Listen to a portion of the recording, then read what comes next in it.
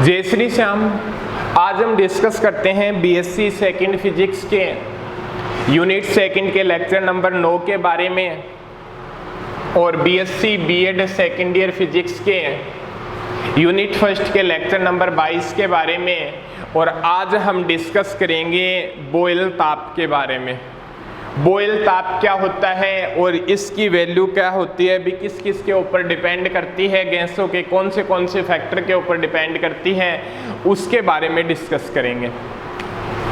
Boil का नियम क्या होता है, बॉयल्स लॉ। भी फर्स्ट लेक्चर के अंदर हमने पढ़ा था, भी क्या पढ़ा था, भी स्थिर ताप पर गैस की निश्चित मात्रा का आयतन उस पर आरोपित दाब के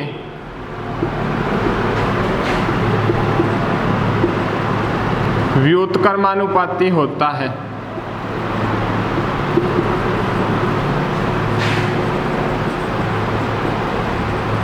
ये बॉयल का नियम था। भी स्थिर ताप पर गैस की निश्चित मात्रा का आयतन उस पर आरोपित दाब की क्या होता है, भी व्युत्क्रमानुपाती होता है।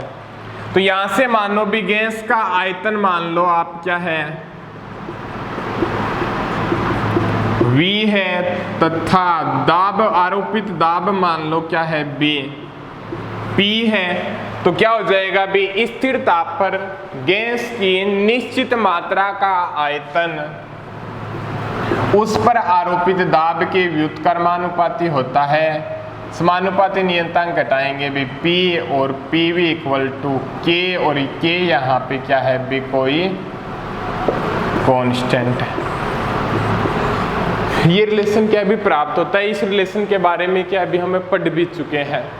ठीक है, अब बॉयल ताप ज्ञात करते हैं भी क्या चीज होती है।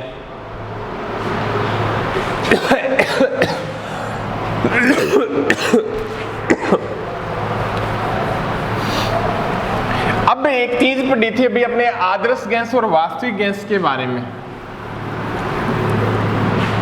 स्टार्टिंग के अंदर पढ़ी थी, यदि क्या अभी हम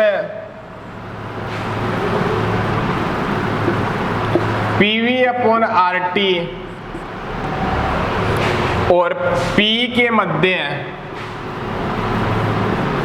PV अपॉन RT तथा P के मध्य जब ग्राफ प्लॉट करते हैं, ठीक है, तो आदर्श गैस के लिए क्या भी 1 मोल गैस के लिए 1 मोल गैस के लिए, तो यहां पे आदर्श गैस के लिए ग्राफ इस प्रकार से प्राप्त होता है। कहने का मतलब भी दाब का मान चेंज करने पर आदर्श गैस के लिए एकदम स्ट्रेट लाइन है, PV अपॉन RT का मान क्या होता है, भी PV अपॉन RT का मान क्या होता है, भी चेंज नहीं होता है। ठीक है, बट वास्तविक गैसों के लिए जो ग्राफ खींचते हैं भी ये मान लो, ठीक है, भी किसी भी प्रकार से मान लो भी वास्तविक गैसों के लिए जो ग्राफ खींचते हैं, ये हो गया, वो क्या होता है, भी PV अपॉन RT का मान क्या है, भी दाब के साथ क्या होता है, भी चेंज होता है। भी कहने का मतलब आदर्श गैसों के लिए PV अपॉन RT का मान दाब को चेंज करने पर चेंज नहीं होता, बट वास्तविक गैसों के लिए PV अपॉन RT का मान दाब को बढ़ाने पर क्या होता है, भी चेंज होता है। ये चीज क्या भी हमने पढ़ी थी। अब क्या भी इसी कंसेप्ट का यूज करते हुए, ठीक है, यहां पे बॉयल ताप की वैल्यू को फाइंड करेंगे। तो क्या बताता है, भी देखिएगा,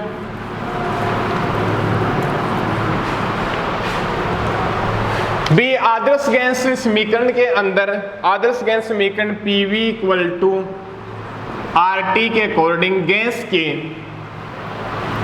स्थिर ताप पर गैस की निश्चित मात्रा के लिए जो रिलेशन प्राप्त होता है PV इक्वल टू K, वो क्या रहता है बी कांस्टेंट होना चाहिए। क्या होता है बी कांस्टेंट होना चाहिए। ठीक है बी ये आपकी क्या होगी बी आपकी आदर्श गैस समीकरण होगी। अब क्या है बी स्थिर ताप पर गैस की निश्चित मात्रा के लिए पीवी इक्वल टू क्या होना चाहिए बी के होना चाहिए, भी बॉयल का नियम होना चाहिए। भी स्थिर ताप पर गैस की निश्चित मात्रा के लिए तो ये ही रिलेशन प्राप्त होगा। और उसके साथ में बोलता है भी पीवी का मान पी के साथ पीवी का मान दाब पी को बढ़ाने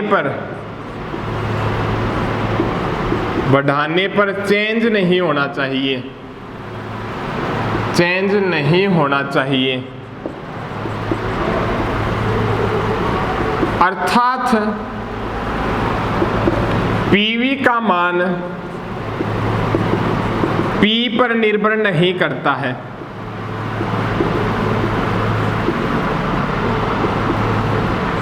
अर्थात पीवी का मान क्या है भी पी के ऊपर क्या है भी निर्भर नहीं करता है।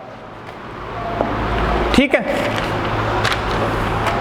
भी इसके अकॉर्डिंग आदर्श गैस समीकरण के आदर्श गैस के लिए बताता है भी पीवी और यदि पी के मध्य जो ग्राफ प्लॉट करते हैं वो वहां पे क्या रहना चाहिए भी कांस्टेंट बना रहना चाहिए। भी पीवी का मान क्या है भी पी के ऊपर डिपेंड नहीं करता। ये बात क्या भी अपने पढ़ते हैं। बट वास्तविक गैसों के लिए जो ग्राफ खींचते हैं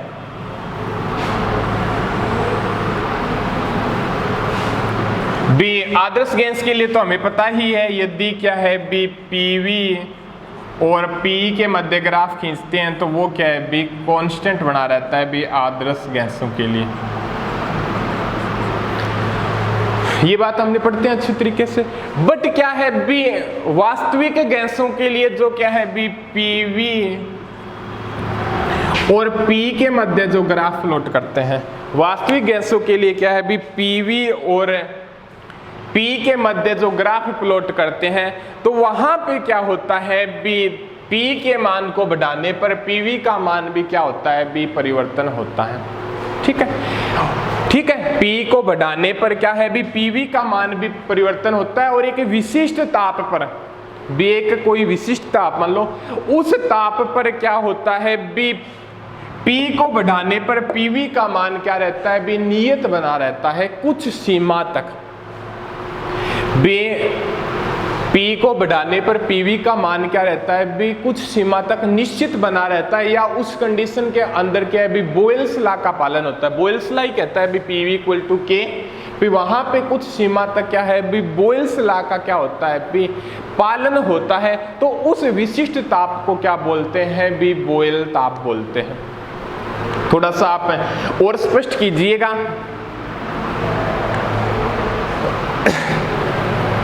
भी क्या है भी वास्तविक गैसों के लिए भी आदर्श गैस के लिए पीवी और पी के मध्य ग्राफ खींचते हैं तो वो हमेशा कांस्टेंट बना रहता है। और पीवी इक्वल टू क्या है भी कांस्टेंट प्राप्त होता है वो बॉयल्स नियम का पालन करता है। जो समीकरण क्या है बॉयल्स नियम का पालन करती है वो आदर्श गैस कहलाती है। अब क्या है भी इसकी बात आ गई। अब क्या है भी वास्तविक गैसों के लिए पीवी और पी के मध्य ग्राफ प्लॉट करते हैं तो P का मान इंक्रीज करने पर PV का मान क्या होता है भी चेंज होता है। तो हमारे पास क्या है भी एक विशिष्ट ताप पर ठीक है जहां पर क्या है भी PV का मान P के चेंज करने पर या P को बढ़ाने पर उसके अंदर कोई चेंज नहीं होता है कुछ सीमा तक, उस ताप को बोलते हैं बॉयल ताप बोलते हैं। भी ये देखिएगा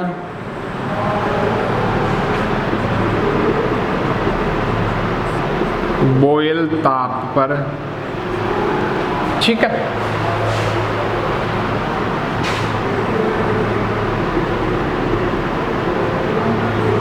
बॉयल ताप से ऊपर ताप पर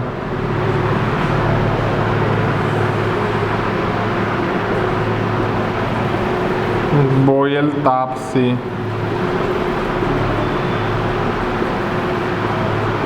कम ताप पर ठीक है।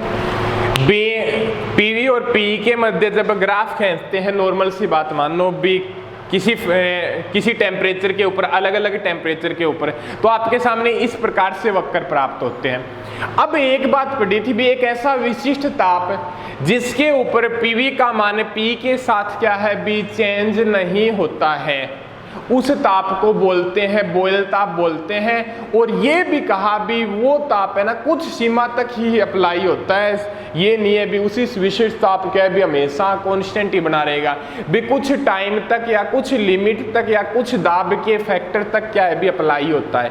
तो यहाँ से एक बात सामने आई, यदि वह ताप क्या है भी एक विशिष्ट ताप मानो वो बॉयल ताप है, जहाँ पे क्या है भी इस फैक्टर से लेके इस फैक्टर तक दाब को इंक्रीज करते हैं, तो पीवी का मान क्या रहता है भी कांस्टेंट बना रहता है। ठीक है, और इस विशिष्ट ताप को,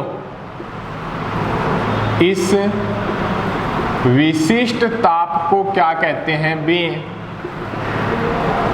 बॉयल ताप बोलते हैं, और जिसे क्या है भी टीबी से क्या करते हैं भी शो करते हैं। तो एक बॉयल ताप की कंडीशन हम और दे सकते हैं भी, बॉयल ताप वह ताप होता है जहां पे हर वास्तविक गैस क्या है भी आदर्श गैस की तरह बिहेवियर करें। एक बात और कह सकते हैं भी, बॉयल ताप क्या होता है भी वह ताप होता है जहां पर हर वास्तविक गैस आदर्श गैस की तरह बिहेवियर करे। ठीक है बे, किस कंडीशन के अंदर बे यहाँ पे इस ताप की बात कर रहा है, तो यहाँ पे क्या है भी वास्तविक गैस है आदर्श गैस की तरह क्या कर रही है भी बिहेवियर कर रही है। भी बॉयल ताप वह ताप होता है जिस पर हर वास्तविक गैस क्या है भी आदर्श गैस की तरह बिहेवियर करें। समझ गए आप भी बॉयल ताप के बारे में क्या किया गया भी, वास्तविक जब वास्तविक गैसों के लिए पीवी तथा पी के मध्य ग्राफ प्लॉट करते हैं तो वहां पे दाब के साथ क्या होता है भी पीवी का मान चेंज होता है। ठीक है, बट एक ऐसा विशिष्ट ताप मान लो जिस कंडीशन के अकॉर्डिंग क्या है भी वो मान क्या रहता है भी कांस्टेंट बना रहता है, अर्थात वहां पे बॉयल के नियम का पालन होता है, तो उस ताप को बोलते हैं बॉयल ताप बोलते हैं। और एक ये कंडीशन बोल सकते हैं भी बॉयल ताप वह ताप होता है जहां पर हर वास्तविक गैस क्या है भी आदर्श गैस की तरह बिहेवियर करें। ठीक है, अब बॉयल ताप की वैल्यू को फाइंड करते हैं। किसी के ओन्स नाम के साइंटिस्ट ने क्या है भी एक एक्सपेरिमेंट सेटअप के आधार पे क्या है भी इसको फाइंड किया, वो देखते हैं भी। अब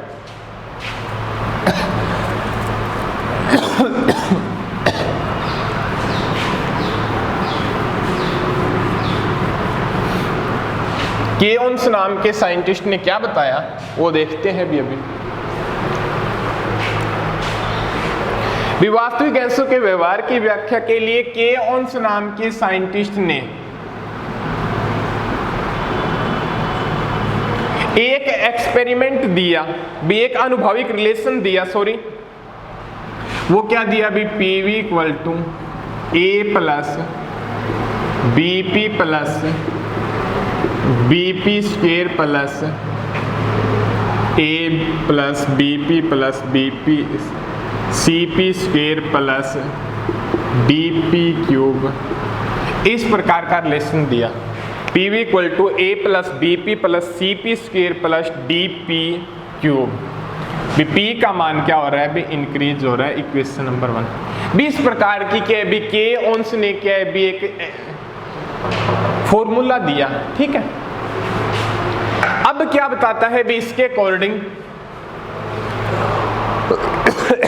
जहां ए बी सी डी भी कोई नियतांक है, ठीक है, कांस्टेंट है,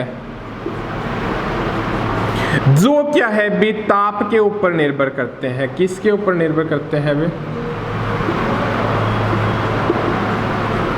ताप पर निर्भर करते हैं। किसके ऊपर डिपेंड करते हैं भी, ताप पर डिपेंड करते हैं।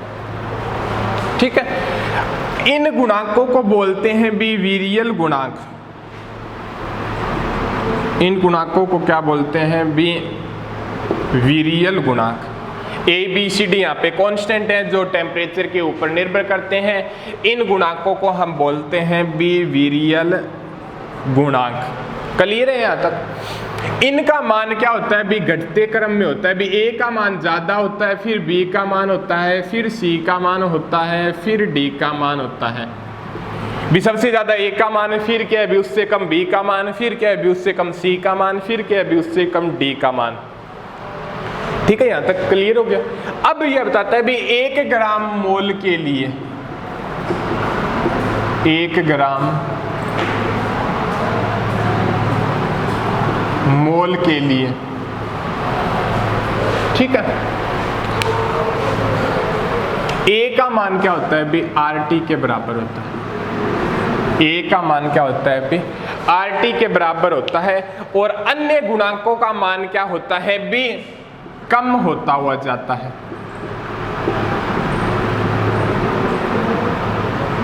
ठीक है, यहां पे थोड़ा सा समझने वाली बात है। बी के अंश ने क्या है भी एक यहां पे दिया बी इक्वेशन दी P V equal to A plus B P square plus C P square plus D P cube क्या है बी। ठीक है, अब यहाँ पे आप बताता है बी ए बी सी डी क्या है बी कांस्टेंट है, जो क्या है बी टेम्परेचर के ऊपर निर्भर करते हैं। इनको वीरियल गुणांक बोलते हैं, इसको प्रथम वीरियल गुणांक, इसको द्वितीय वीरियल गुणांक, इसको तृतीय वीरियल गुणांक, इसको चतुर्थ वीरियल गुणांक। इनका मान क्या है भी घटते क्रम में होता है, भी ए का मान ज्यादा, फिर बी का मान, फिर उससे कम, फिर सी का मान, फिर उससे कम, फिर डी का मान, फिर उससे कम, फिर ए का मान क्या है भी फिर उससे कम। इस प्रकार से क्या है भी लोवेस्ट स्टेट के अंदर होते हैं। ठीक है, अब आगे क्या बताता है भी 1 ग्राम मोल के लिए ए का मान क्या होता है भी आरटी के बराबर होता है, और बाद में अन्य जो वीरियल गुणांकों का मान क्या होता है भी इसके साथ साथ क्या होता जाता है भी कम होता हुआ जाता है। अब भी यहाँ पे ये धनात्मक है तो और कम होता हुआ जाएगा, तो ऋणात्मक की भी कंडीशन आ सकती है। मानता है भी ऋणात्मक की कंडीशन भी आ सकता है, थोड़ा सा सोचने वाली बात है। न्यून तापों के लिए, न्यून तापों के लिए B का मान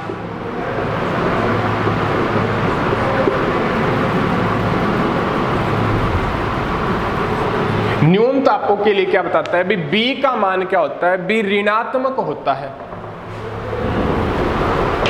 एक मिनट रुकिएगा। भी न्यून तापों के लिए B का मान क्या होता है भी ऋणात्मक होता है। जैसे जैसे B का मान जैसे जैसे टेम्परेचर के मान में वृद्धि करते हैं, भी न्यून तापों के लिए क्या होता है भी B का मान क्या होता है भी ऋणात्मक होता है। जैसे जैसे क्या है भी टेम्परेचर के मान को इंक्रीज करते हैं, उस कंडीशन के लिए आपको क्या बताता है भी टेम्परेचर का मान क्या होगा भी इंक्रीज होगा, तो उस कंडीशन के अंदर क्या है भी B का मान भी क्या होता जाएगा भी धनात्मक होता जाएगा। B का मान क्या होता जाएगा भी जैसे जैसे टेम्परेचर इंक्रीज करेंगे तो B क्या हो जाएगा भी धनात्मक हो जाएगा। बट क्या होती है भी ऋणात्मक से धनात्मक होता है, B इक्वल टू क्या होता है भी RT होता है। तो B का मान क्या है टेम्परेचर के ऊपर डिपेंड करता है। यहाँ पे मान लो भी न्यून तापों के लिए क्या होता है B का मान ऋणात्मक होता है। ठीक है, अब ये बात बताता है भी B का मान क्या होता है भी ऋणात्मक होता है। जैसे जैसे अपने टेम्परेचर को इंक्रीज करते हैं तो B का मान क्या होता जाएगा भी धनात्मक हो जाएगा। तो एक ऐसी कंडीशन आती है भी उस ऋणात्मक और धनात्मक के बीच में B का मान वहां पे क्या होता है भी शून्य होता है। B का मान वहां पे क्या होता है भी शून्य होता है। उसको बोलते हैं, जहां पे B का मान शून्य होता है उसे बॉयल ताप बोलते हैं। जहां पर B का मान शून्य होता है उसे क्या बोलते हैं भी अपने बॉयल ताप बोलते हैं, जिसे TB से क्या करते हैं भी प्रदर्शित करते हैं। तो इस कंडीशन के लिए मान सकते हैं भी बॉयल ताप पर, बॉयल ताप पर B क्या है भी 0 है। ठीक है, अब ये बताता है भी B 0 है, तो एक कंडीशन और भी हो सकती है। जहां पे 0 है तो बॉयल ताप की कंडीशन के ऊपर है, यहां पे क्या है B लिख सकते हैं भी PV का मान क्या है भी P के सापेक्ष चेंज नहीं होता। भी बॉयल ताप की कंडीशन के ऊपर है, PV क्या है भी P के सापेक्ष चेंज नहीं होता। यहाँ पे PV कांस्टेंट बना रहता है, तो वो क्या आ जाएगा भी 0 आ जाएगा। क्लियर हो गए यहाँ तक। अब क्या भी आदर्श गैस समीकरण से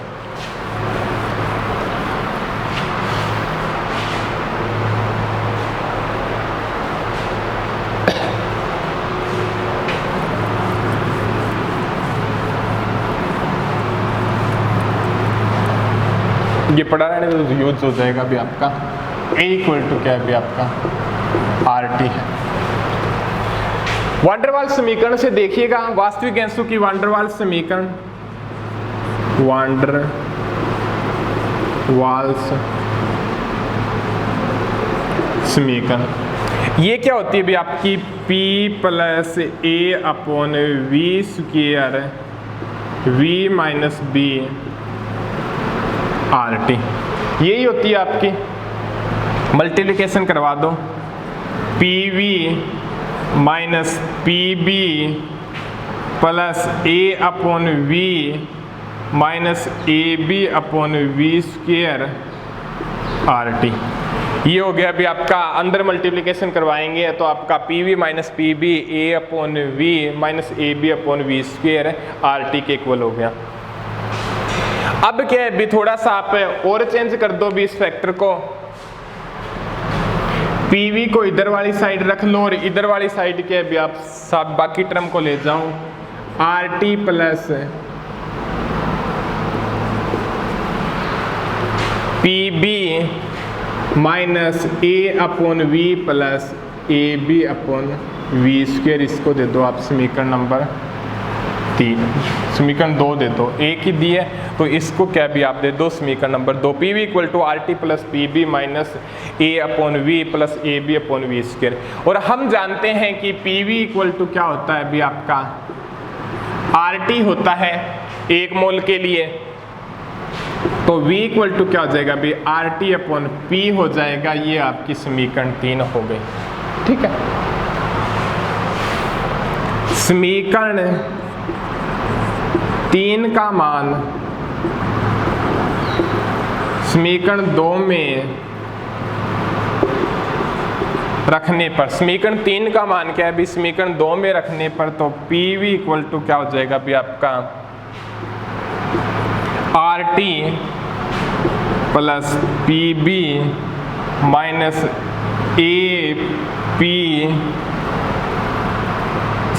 RT अपॉन P प्लस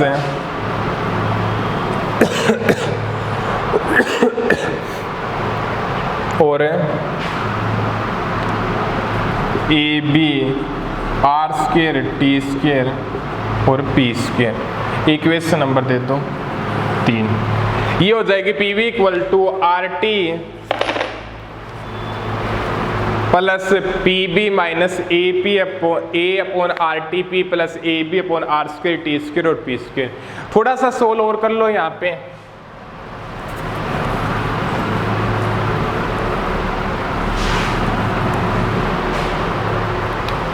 क्या हो जाएगा अभी PV इक्वल टू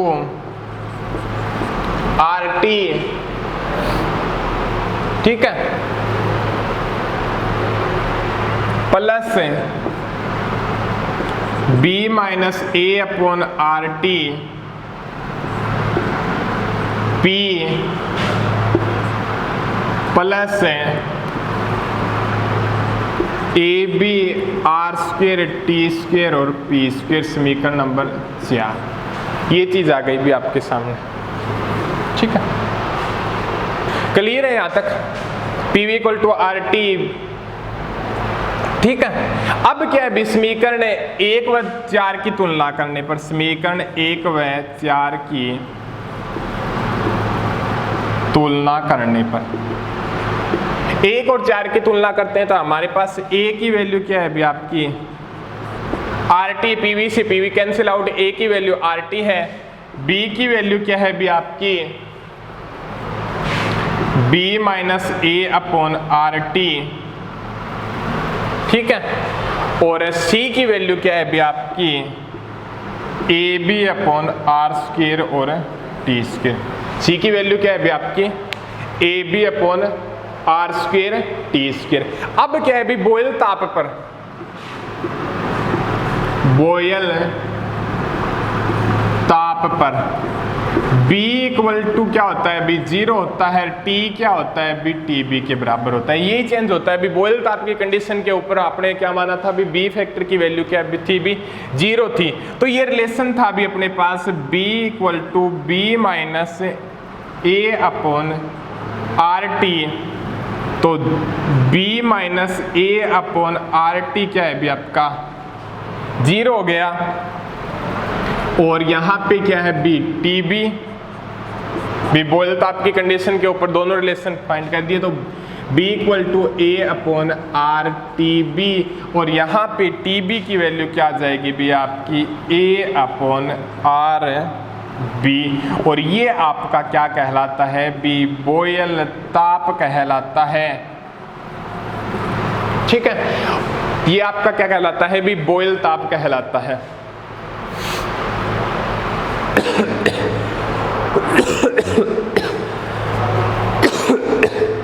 तो यहां से क्या है बी, जो ये आपके सामने बॉयल ताप कहलाता है भी, वान डेर वाल्स समीकरण को सॉल्व करते हैं तो आपके सामने क्या है बी ये बॉयल ताप कहलाता है। अलग अलग गैसों के लिए क्या होता है भी हम पढ़ते हैं ए और बी का मान क्या होता है भी अलग अलग होता है। अलग अलग गैसों के लिए कांस्टेंट ए और बी का मान क्या होता है भी अलग अलग होता है। तो हर गैस के लिए जो बॉयल ताप का मान होगा वो भी क्या होगा अलग अलग होगा। ठीक है, तो इस प्रकार से क्या अभी हमने बॉयल ताप को डिराइव किया, व्युत्क्रमण ताप के बारे में पढ़ा और क्रांतिक ताप के बारे में भी पढ़ा। अभी किसी गैस के बॉयल ताप, क्रांतिक ताप, व्युत्क्रमण ताप क्या होते हैं। व्युत्क्रमण ताप के बारे में भी हमने अच्छे से डेफिनेशन के अकॉर्डिंग पढ़ चुके हैं, बॉयल ताप के बारे में पढ़ चुके हैं, व्युत्क्रमण ताप, क्रांतिक ताप के बारे में पढ़ चुके हैं। इन तीनों के मध्य कल क्या होता है भी उस रिलेशन के बारे में पढ़ेंगे और अच्छे से क्या है भी आगे डिस्कस करेंगे। अब हम पढ़ते हैं अगले लेक्चर के अंदर।